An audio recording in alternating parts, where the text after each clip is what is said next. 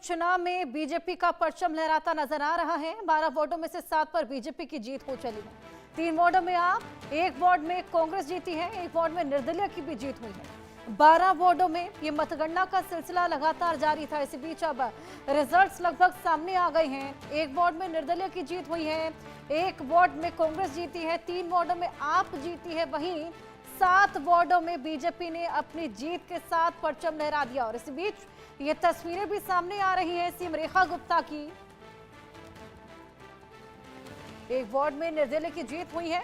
12 वार्डों में एमसीडी उपचुनाव थे और इसी के बाद आज मतगणना की प्रक्रिया सुबह से ही देखी जा रही थी, लेकिन अब नतीजे भी घोषित हो चुके हैं। आपको बताएं कि आप और बीजेपी के बीच में कांटे की टक्कर थी। हालांकि कांग्रेस भी यहां पर अपना जोर आजमाती हुई नजर आ रही थी। अब इसी बीच 1 वार्ड में निर्दलीय की जीत हुई है, 1 वार्ड में कांग्रेस जीती है, 3 वार्डों में आपने अपनी जीत दर्ज कराई है। और इसी बीच अब 7 वार्डों में बीजेपी ने अपनी जीत का परचम लहराया है।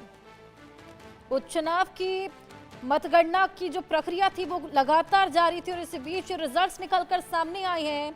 बीजेपी को 7, आपको 3, कांग्रेस का भी खाता खुल गया है। यहाँ पर दिल्ली नगर निगम यानी कि एमसीडी के उपचुनाव, 12 वार्डों में उपचुनाव के नतीजे आ गए हैं। भारतीय जनता पार्टी ने 7 सीटों पर जीत दर्ज की है और आम आदमी पार्टी ने 3 सीटों पर, कांग्रेस ने 1 सीट और ऑल इंडिया फॉरवर्ड ब्लॉक के खाते में भी 1 सीट आई है। पहले भाजपा के कब्जे में रही मुंडका वार्ड पर आम आदमी पार्टी और संगम विहार वार्ड में कांग्रेस ने जीत दर्ज की है।